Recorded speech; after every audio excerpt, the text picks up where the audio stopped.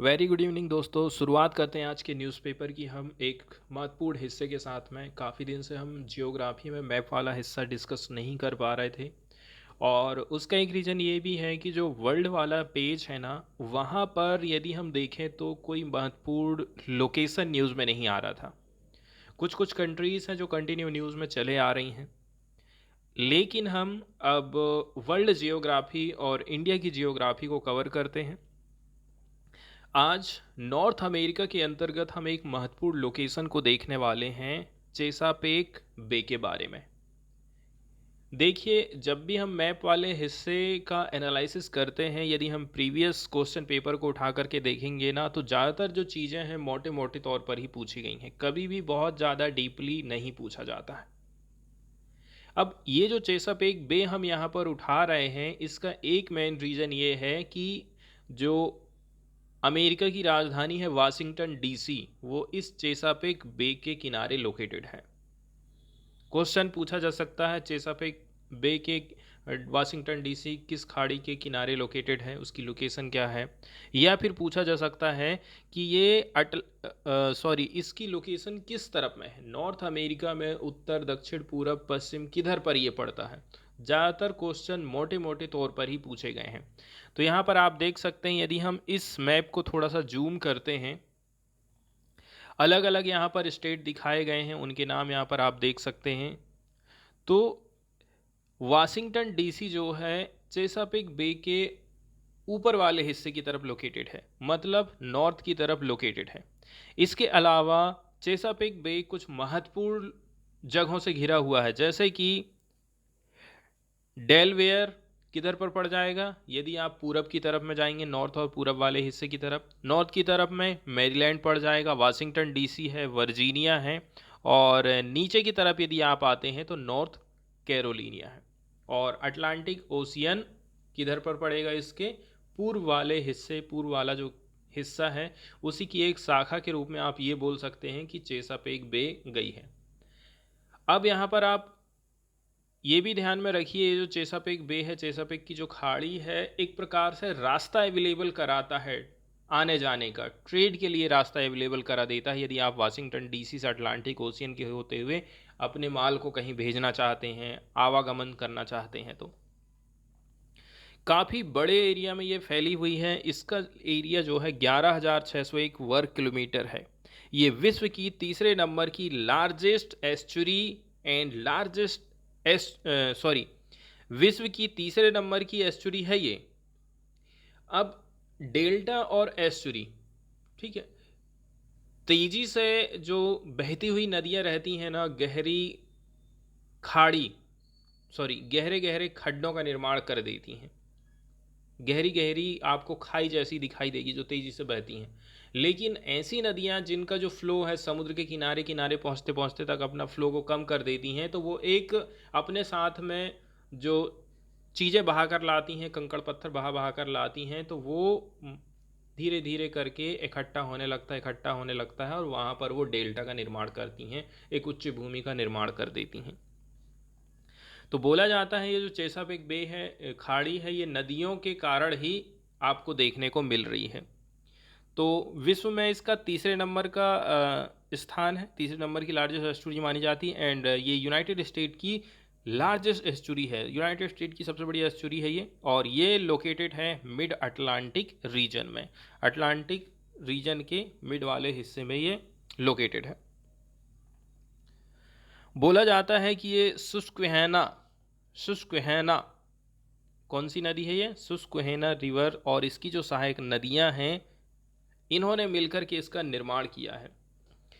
यदि आप इसके साउथ वाले हिस्से की तरफ में जाते हैं तो क्या पड़ जाएगा, ये देखिए, आप नीचे की तरफ यदि आ रहे हैं तो वर्जीनिया पड़ जाता है, वर्जीनिया है। एंड इसका जो नॉर्थ वाला हिस्सा है वो मैरीलैंड है, जैसा कि आप यहाँ पर आप देख सकते हैं, नॉर्थ वाले हिस्से में बड़े बड़े अक्षरों में मैरीलैंड लिखा हुआ है। और इसका जो एंट्रेंस है अटलांटिक से, बोला जाता है is flanked by Cape Charles to the north and Cape Henry to the south. यहाँ पर आपको फ्लैंक जैसी संरचना देखने को मिल सकती है, यदि आप इसके यदि आप इसके किस हिस्से की तरफ में जाते हैं, यदि आप इसके एंट्री वाले हिस्से की तरफ में जाते हैं तो दो जगह बताई जा रही, कैप चार्ल्स और कैप हेनरी। एक रिवर का नाम तो हम देख चुके हैं, इसके अलावा भी एक और रिवर है जो कि अपने पानी को यहाँ पर खाली करती है। देखिए यहाँ पर नाम इसके बताए गए हैं, कौन कौन सी है। जेम्स है, यॉर्क है, और ये कौन सी है, नाम एकदम खतरनाक टाइप का, रपाहनॉक, पोटोमैक एंड पुटुकसेंट।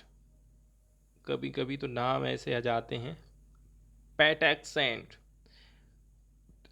इनकी डायरेक्शन बताई जा रही है वेस्ट से, and the Wicomico, Nanticoke, Choptank, Chester, ये ईस्ट की तरफ से अपने पानी को ये खाली करती हैं। डायमेंशन की यदि हम बात करें, ये जो खाड़ी है ना 320 किलोमीटर लंबी है।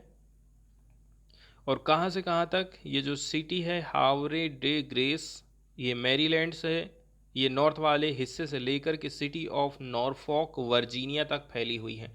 मतलब नॉर्थ में मैरीलैंड और साउथ में नॉरफॉक, ये कहाँ पर पड़ता है, वर्जीनिया में पड़ता है। मैक्सिमम डेप्थ की यदि हम बात करें तो मैं इसकी जो मैक्सिमम गहराई है 53 मीटर है। ऐसा बोला जाता है कि नॉर्मली ये उथली ही है, और इस जगह को बोला जाता है द होल, और ये लोकेटेड है south east of the Annapolis और close to the Bloody Point on the Kent Island, Maryland. कहाँ पर पड़ता है ये, मैरीलैंड के किनारे में पड़ जाएगा।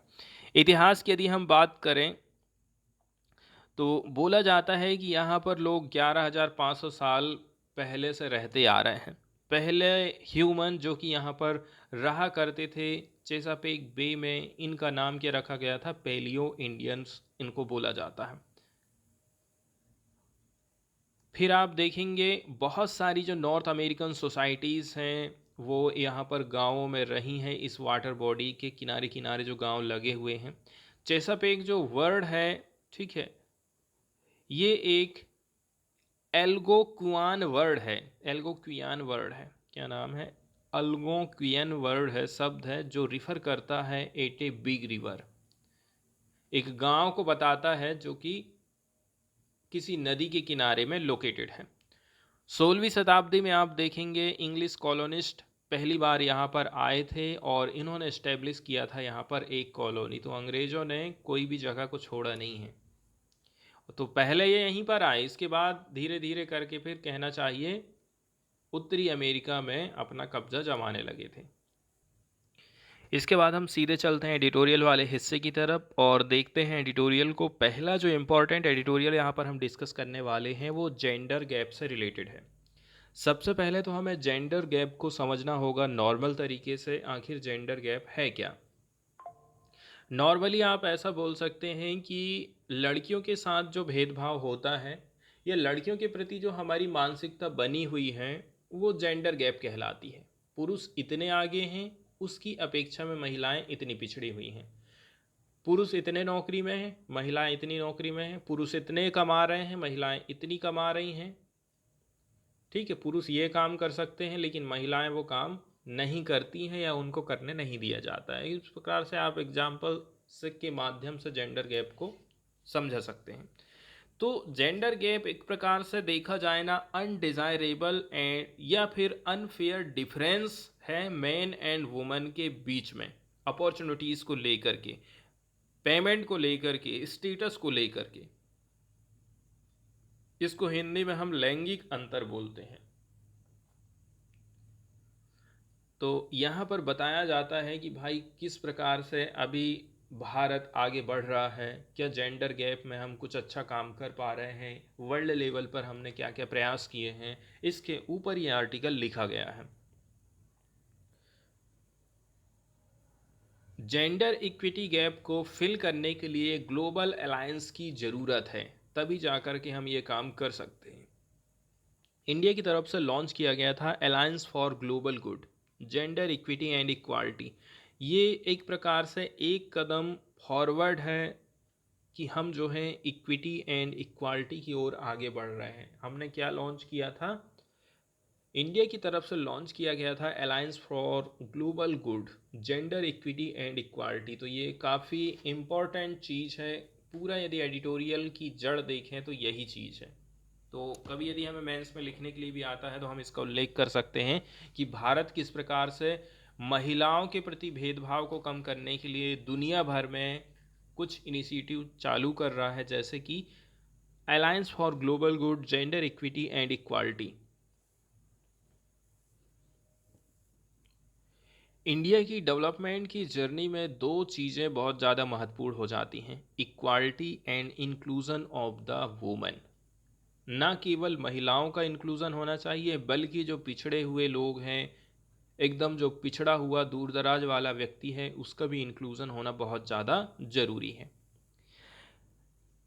The the new Delhi leaders declaration, जिसको अडॉप्टेड किया गया था G20 की समिट में इंडिया की प्रेसिडेंसी में, ये एग्जाम्पल माना जाता है इस कमिटमेंट का। कुछ कुछ फोकस एरियाज हैं जिनके ऊपर हमें प्रायोरिटी देने की ज़रूरत है, जैसे कि सोशियो इकोनॉमिक एम्पावरमेंट होना चाहिए, डिजिटल डिवाइड जो हो रहा है उसको कम करना है, driving climate action, ensuring food security, nutrition, health, wellbeing. ठीक है, तो ये कुछ उन अदर डिक्लेरेशन में हैं जो कि उस टाइम में किए गए थे। ये डिक्लेरेशन अंडरलाइन करता है, एडवोकेट करता है एक ग्रोथ एजेंडा को, जो कहता है कि भाई कोई भी डेवलपमेंट महिलाओं को लेकर के हमें करना पड़ेगा। पहले के समय में तो ऐसा होता था, राम प्रसाद बिस्मिल की आप जीवनी पढ़ेंगे ना कभी, तो उसमें आप ये देखेंगे कि उनके परिवार में, वो खुद बताते हैं कि हमारे परिवार में लड़की का जन्म होता था उसको ख़त्म कर दिया जाता था, मार डाला जाता था। मतलब लड़कियों को पहले एकदम अभिशाप समझा जाता था, लड़के होना चाहिए, लड़की नहीं होना चाहिए। इतनी कंडीशन हमारे देश की ख़राब थी। आज के समय में तो ऐसा हो गया है कि आजकल हर कोई चाहता है एक लड़का हो एक लड़की हो, लेकिन कुछ लोग ये भी सोचते हैं कि हमारे दो बच्चे रहना चाहिए। अब दो बच्चे में दो लड़के ही लड़के हो गए तो दिक्कत, दो लड़की लड़की तो हो गई तो भी दिक्कत। और आज के समय में आप देखते हैं कि अबॉर्शन कराना कितना मुश्किल हो गया है। इस चक्कर में फिर सेफ अबॉर्शन आप करवा नहीं सकते हैं, इधर उधर हाथ पैर पटक के कुछ भी आप करेंगे तो वो अनसेफ हो जाता है, और उससे बच्चे को भी और माँ के ऊपर भी असर पड़ता है। अब हम बात करते हैं alliance for global good, gender equity and equality के ऊपर। तो वर्ल्ड इकोनॉमिक फोरम में जनवरी इसी साल इंडिया एक मिशन लेकर के आया था जेंडर इक्विटी को लेकर के, और इस मामले में काफ़ी आगे हम बढ़े हैं। नाम रखा गया है इनिशिएटिव का alliance for global good, gender equity and equality. यहाँ पर हमें ट्रांजिशन करना है इक्विटी, इक्वालिटी की तरफ, to the working agendas of stakeholder around the world.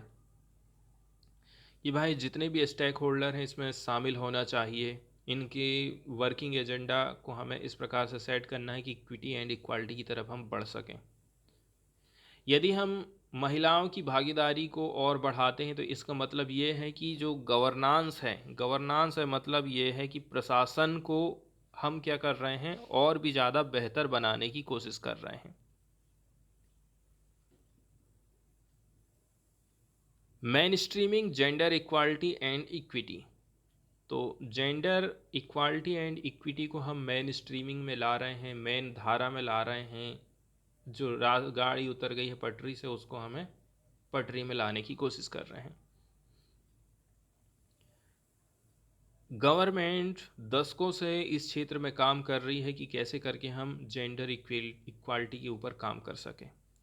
इस मामले में अभी हाल फिलहाल में आप देखिए महिलाओं का कितना भागीदारी है पॉलिटिक्स में। इस चीज़ को बढ़ाने के लिए सरकार की तरफ से वुमेन्स रिजर्वेशन बिल लाया गया है। पार्टिकुलरली जो एससी और एसटी की महिलाएं हैं ना, उनकी भागीदारी एकदम कम है राजनीति में, और इस चीज़ को इंश्योर करने के लिए सरकार की तरफ से वुमेन्स रिजर्वेशन बिल लाया गया। लेकिन ये खाली दिखाने के लिए है, तुरंत इसको लागू नहीं किए। कहते हैं कि हम पहले जनगणना कराएंगे, हम सीमांकन क्या बोलते हैं उसको वो कराएंगे, तब जा कर के ये बिल लागू होगा। तो कुल मिलाकर के देखा जाए, हो सकता है तब तक सरकार ही बदल जाए, कांग्रेस आ जाए। अगला जो कदम उठाया जा रहा है सरकार की तरफ से वो है जेंडर बजट। कितने डॉलर का? $27 बिलियन का जेंडर बजट प्रस्तुत किया गया है 2023-24 के लिए, जो बताता है कि भाई अब भारत महिलाओं को लेकर के आगे बढ़ना चाहता है। आगे यदि हम देखें female labour force participation rate का, कितने पुरुष काम में लगे हुए हैं, कितनी महिलाएं काम में लगी हुई हैं, तो जो पार्टिसिपेशन रेट रहा है 23.3% था 2017-18 में, ये बढ़कर के 37% हो गया है 2022-23 में। और ये डाटा उठाया गया है annual periodic labour force survey, सरकारी डेटा का यहाँ पर यूज़ किया गया है। आगे आप देखते हैं कि आज के समय में जो हायर एजुकेशन है, IIT, NIT, MBBS, university, PhD, दुनिया भर की जितना भी जो हायर एजुकेशन है, उस मामले में महिलाओं का जो दाखिला है, इनरोलमेंट है, वो बढ़ते जा रहा है। ये 28% हो गया है लास्ट 10 साल में यदि हम देखेंगे। साथ ही साथ में महिलाओं की जो भागीदारी है, एडमिशन है science, technology, engineering, mathematics, shortcut में इसको स्टेम बोला जाता है, तो ये भी 43% रहा है, जो कि राइटर का कहना है कि हाईएस्ट इनरोलमेंट माना जा रहा है वर्ल्ड में। इसके अलावा सेल्फ हेल्प ग्रुप्स भी हैं जो कि बताते हैं कि महिलाओं को हम एम्पावरमेंट कर रहे हैं। हमारे देश में 9 करोड़ महिलाएं 83 लाख सेल्फ हेल्प ग्रुप से जुड़ी हुई हैं, और ये अपनी सोशियो इकोनॉमिक कंडीशन को रूरल एरियाज में सुधारने का काम कर रही हैं। अब हम बात करते हैं इंटरनेशनल लेवल पर इंडिया की क्या भूमिका रही थी। तो इंडियन कंट्रीब्यूशन क्या रहा था डावोस में, आप देख सकते हैं डावोस में देखिए,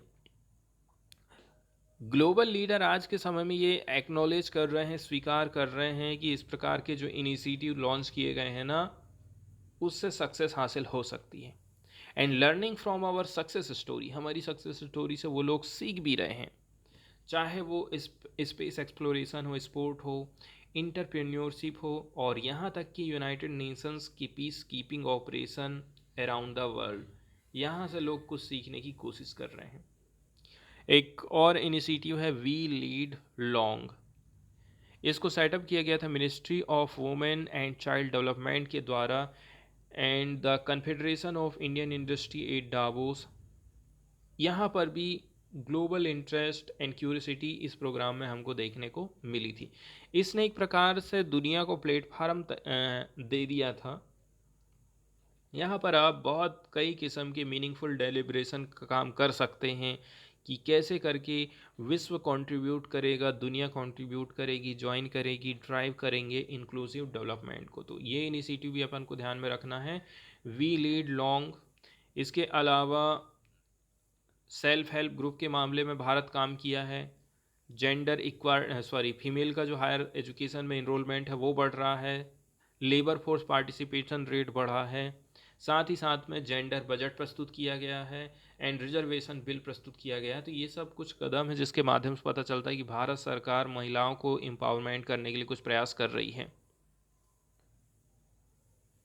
अब हम बात करते हैं alliance for global good, gender equity and equality के ऊपर। ये भी एक प्रकार से मंच प्रदान कर रहा है, प्लेटफार्म प्रदान कर रहा है, ठीक है, जिसके माध्यम से आप एक्शन को ग्लोबल लेवल तक ले जा सकते हैं। इस अलायंस के माध्यम से, मतलब इस अलायंस के बारे में यदि हम देखें तो इसको एंकर्ड किया गया है CII centre for women leadership के द्वारा। इसमें गाइड का काम किया है ministry of women and child development, government of India के द्वारा। सपोर्ट किया गया है bill and Melinda Gates foundation के द्वारा।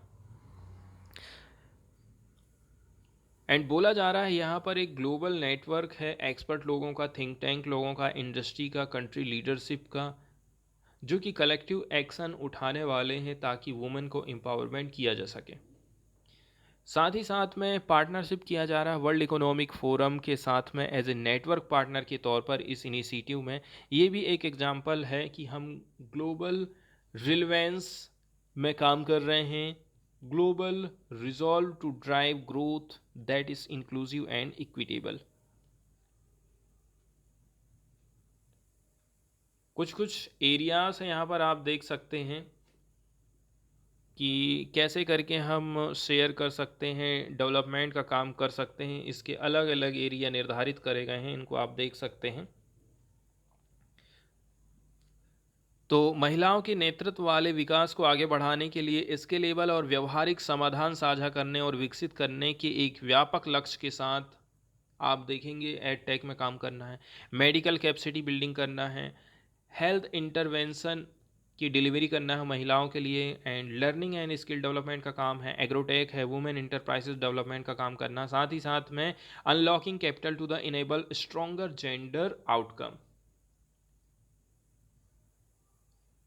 आगे फार्मेसी ऑफ वर्ल्ड के बारे में ज़्यादा कुछ तो यहाँ पर नहीं दिखाया जाता। तो इंडिया की जो लीडरशिप रही है इन एरियाज़ में उसने सिद्ध कर दिया है कि वो फार्मेसी ऑफ वर्ल्ड बन गया है।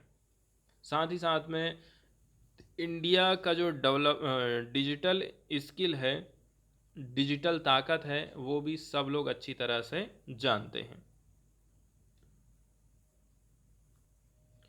इसके बाद वाला जो एडिटोरियल यहाँ पर हम डिस्कशन करने वाले हैं, ये बताया जा रहा है कि आज के समय में जो पॉलिटिकल पार्टी है ना, धर्म का सहारा लेने लगी हैं। एग्जाम्पल के तौर पर यदि देखा जाए, आज के समय में बीजेपी यदि शासन कर रही है इतने लंबे समय से, तो उसका एक रीज़न ये है कि उसने हिंदू धर्म को हमेशा से सपोर्ट किया है। और बाकी के जो धर्म हैं, ऐसा ये भी नहीं बोल सकते आप कि कहीं कोई प्रोग्राम हो रहा है तो अन्य धर्मों में कोई जा नहीं रहा है, उन लोगों की उतनी ज़्यादा कोई पूछ रूछ नहीं की जा रही है। 3 तलाक बिल प्रस्तुत किया गया था मुस्लिम महिलाओं की भलाई के लिए। इसके अलावा सिख लोगों के लिए पाकिस्तान से जो आने जाने की समस्या पैदा हो रही थी उसको सॉल्व किया गया। ऐसे अन्य धर्मों के लिए भी काम किए गए हैं, लेकिन बीजेपी आज के टाइम में ऐसी हो गई है ना, राम राज्य स्थापित करना है, हिंदू राज्य स्थापित करना है, इस प्रकार से हिंदू धर्म को लेकर के वो चल रही है ताकि वो चुनाव में जीत सके। सीधी बात ये है, और इसी को हम बोलते हैं पॉलिटिसाइजेशन ऑफ द रिलीजन, धर्म का राजनीतिकरण। भगवान राम को गांधी जी भी मानते थे, भगवान राम को प्रधानमंत्री नरेंद्र मोदी या फिर बीजेपी भी मान रही है, या फिर अनपॉलिटिकल पार्टीज भी मान रही है। अब यहाँ पर क्वेश्चन ये खड़ा किया जा रहा है कि भाई यदि आपने हिंदू धर्म के लिए एक राम मंदिर स्थापित कर दिए, चलो अच्छी बात है।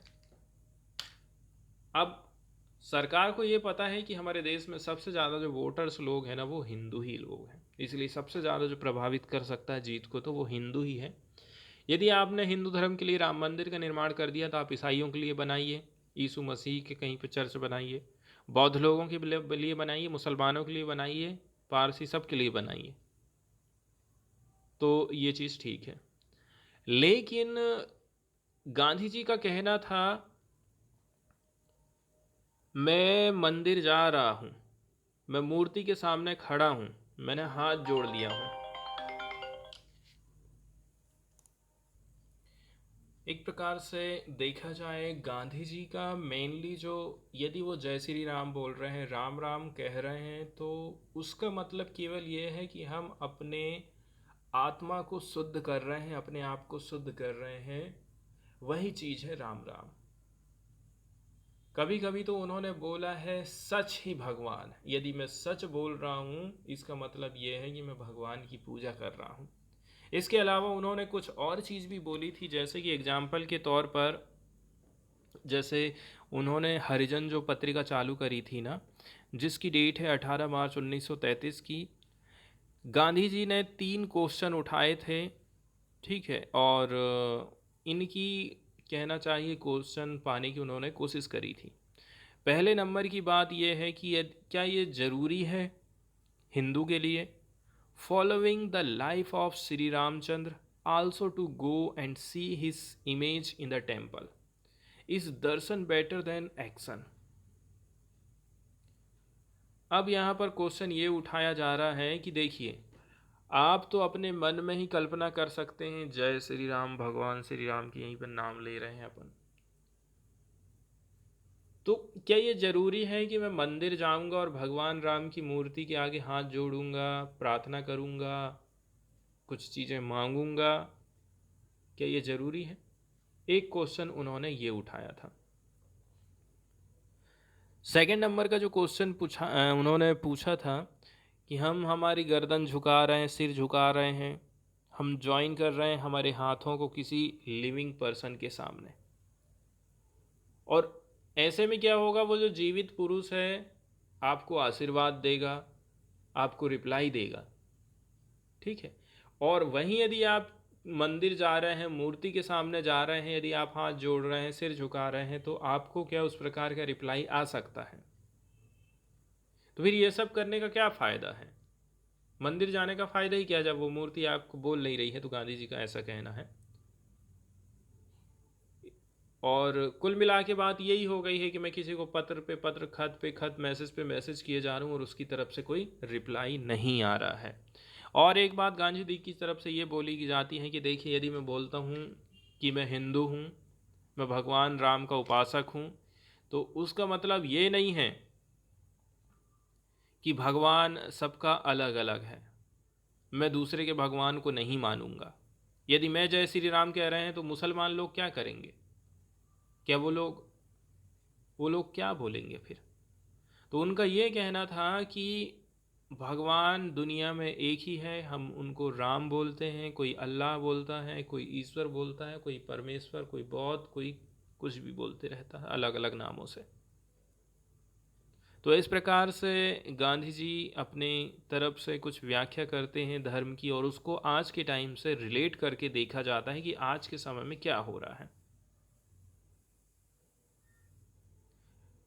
तो ये वाली जो बात है ना, 1929 की एक पब्लिक मीटिंग भोपाल में उन्होंने कही थी कि देखिए, मैं अपने मुसलमान भाइयों से, मित्रों को ये बोल देता हूँ कि आप गलत मत समझना, मैं राम राज्य कह रहा हूँ, तो इसका मतलब ये नहीं है कि पूरे भारत में एक ही भगवान है, दूसरे कोई भगवान ही नहीं है। इसका मतलब ये नहीं है कि मैं हिंदू राज चाहता हूँ। मेरा राम राज का मतलब है डिवाइन राज का, किंगडम ऑफ गॉड का, भगवान का राज।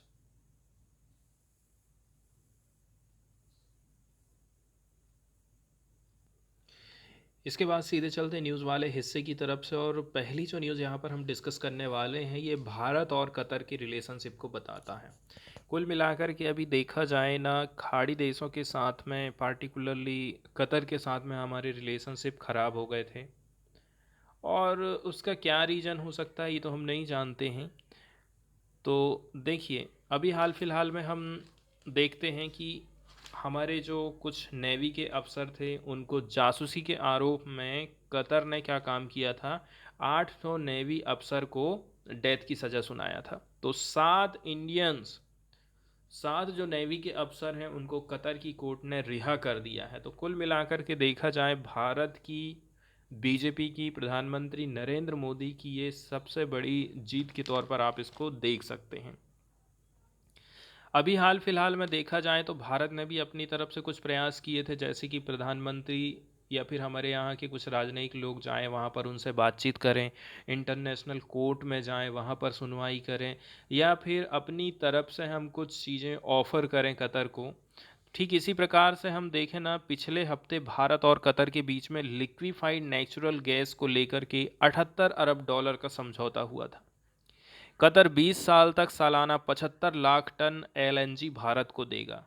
इतना बड़ा हम उसको ऑफर दिए ट्रेड का, ये भी एक रीज़न हो सकता है। पूरे यदि हम मामले की बात करें तो आठों भारतीय दोहा में रक्षा सेवा प्रोवाइडर कंपनी अल दहरा में थे। इसके बाद आप देखेंगे 30 अगस्त 2022 को इनको इंटेलिजेंस ने गिरफ्तार कर लिया, जासूस के आरोप लगाए गए, ठीक है, लेकिन जानकारी कोर्ट से बाहर नहीं आई थी। 26 अक्टूबर 2023 को लोअर कोर्ट ने फांसी की सज़ा सुनाई थी। फिर दिसंबर में मोदी ने दुबई में COP28 सम्मेलन से अलग कतर के अमीर शेख से उस समय उन्होंने मुलाकात करी थी। तो उस समय की मुलाकात का असर दिखा, सभी की फांसी की सज़ा उम्र कैद में बदल गई। इस सज़ा के 60 दिन, सॉरी, सजा के खिलाफ अपील के लिए 60 दिन थे, लेकिन इसके पहले ही इनको रिहा कर दिया गया है। कुल मिलाकर के देखा जाए, बातचीत हुई है, रिलेशनशिप इतने भी खराब नहीं थे कि हम ये काम नहीं कर सकते। इसके बाद वाली जो न्यूज़ हम यहाँ पर देखने वाले हैं, वो मुख्यमंत्री, मतलब राज्य सरकार और राज्यपाल के बीच में जो विवाद चलते आ रहे हैं, उस विवाद में हमें एक नई चीज़ देखने को मिली है। ये चीज़ आप देखेंगे, राज्यपाल और मुख्यमंत्री के बीच में हमेशा से ये विवाद होते रहता है। कब? जब वहाँ पर बीजेपी की सरकार नहीं है, मतलब सेंटर में बीजेपी है और स्टेट में बीजेपी नहीं है, वहाँ पर विवाद कुछ ना कुछ होते ही रहता है। ये कई किस्म से विवाद रहता है। कुछ कुछ चीज़ें ऐसी रहती हैं कि जैसे कि राज्यपाल ने किसी महत्वपूर्ण बिल को अपने पास दबा के रखा है, बोला है कि नहीं, मैं अभी विचार कर रहा हूँ, पता चला सरकार का कार्यकाल ही निकल गया। कभी बोलेगा कि मैं राष्ट्रपति के पास भेजूंगा। कभी कभी राज्यपाल लोग क्या करते हैं ना, कि जो बीजेपी वाले लीडर हैं उनको ज़्यादा टाइम दे देते हैं कि आप अपना बहुमत सिद्ध करिए, इनको दूसरी पार्टी को कम टाइम देंगे। इसके अलावा भी कुछ कुछ चीज़ें और हैं। कुल मिलाकर के देखा जाए, राज्यपाल आज के समय में ऐसे हो गए हैं कि राज्य सरकार को कैसे करके गिराना है और वहाँ पर कैसे करके हमको बीजेपी की सरकार लाना है। और ये चीज़ इसलिए हो रही है क्योंकि राज्यपाल ऐसा होना चाहिए जो कि फ्री एंड फेयर हो। यदि केंद्र सरकार अपना आदमी भेज देती है तो जाहिर सी बात है वो तो केंद्र सरकार का ही काम करेगा। यहाँ आपको नए किस्म का विवाद ये देखने को मिला है कि तमिलनाडु के राज्यपाल ने पारंपरिक संबोधन पढ़ने से इनकार कर दिया है। अब ये चीज़ यहाँ पर राज्यपाल ने तो कर दिया, क्या यही चीज़ राष्ट्रपति प्रधानमंत्री की किसी चीज़ को पढ़ने से इनकार कर देती? वो तो हमेशा से ही सरकार की बढ़ाई बढ़ाई बढ़ाई वाला ही चीज़ हमेशा पढ़ती हैं। तो तमिलनाडु के गवर्नर RN रवि ने मंडे के दिन एक और नया मुद्दा खड़ा कर दिया है, ठीक है, जिसके चलते चलते स्टेट गवर्नमेंट और राज्यपाल के बीच में विवाद फिर से पैदा हो गया है। तो इन्होंने क्या काम किया है, पारंपरिक उद्घाटन भाषण को पढ़ने से इनकार करके राज्यपाल और राज्य सरकार के बीच में चल रहे विवाद में एक और नया विवाद पैदा कर दिया है। और ये 8-1 point walkout of the house. तो RN रवि ने अनाउंसमेंट किया है कि मैंने ये डिसीजन लिया हूँ। पहला पैराग्राफ जब मैं पढ़ा था, ठीक है, और इसको तैयार किया गया गवर्नमेंट के द्वारा, that wished happiness prosperity and well being in the new year and coated A couplet from the Thirukkural.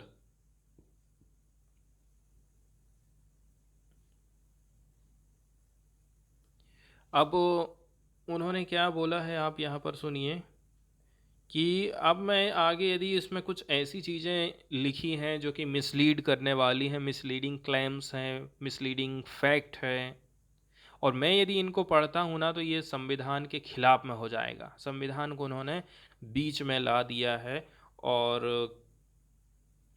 उन्होंने असमर्थता व्यक्त किया कि भाई मैं तो अब इस अभिभाषण को पढ़ने वाला नहीं, इसमें भ्रामक दावे हैं, भ्रामक तथ्य हैं, के साथ कई अंश इसमें शामिल हैं और उन्हें पढ़ना राज्यपाल का अभिभाषण, ठीक है, संवैधानिक उपहास माना जाएगा, इसलिए मैं ये सब कर नहीं रहा हूँ, ऐसा RN रवि का कहना है।